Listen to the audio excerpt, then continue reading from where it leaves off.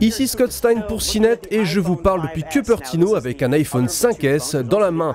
C'est l'un des deux téléphones annoncés hier avec l'iPhone 5C, les successeurs de l'iPhone 5, et celui-ci est le modèle haut de gamme. Il tourne sur un nouveau processeur A7, il y a également un objectif amélioré qui scanne et choisit vos meilleures photos, mais il propose surtout un bouton central très intéressant appelé Touch ID qui fera sans doute parler de lui.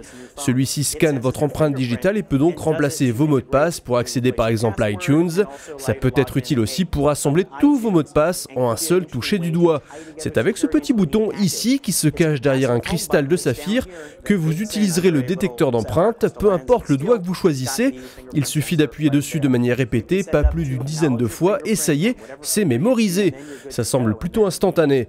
Le 5S aura le même espace de stockage que l'an dernier, 16, 32 ou 64 Go, le tout pour le même prix également, donc si vous cherchez une version largement améliorée, des graphismes plus rapides sur un téléphone avec les quelques fonctionnalités dont je viens de parler, plus un petit extra, le processeur M7 qui détecte et enregistre vos mouvements.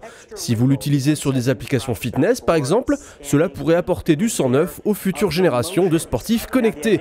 Et bien sûr, il est compatible iOS 7. C'était Scott Stein avec l'iPhone 5S doré qui au passage n'est pas aussi tape à l'œil que vous pourriez le penser. C'est assez subtil pour de l'or et ça sortira également en couleur argent et gris.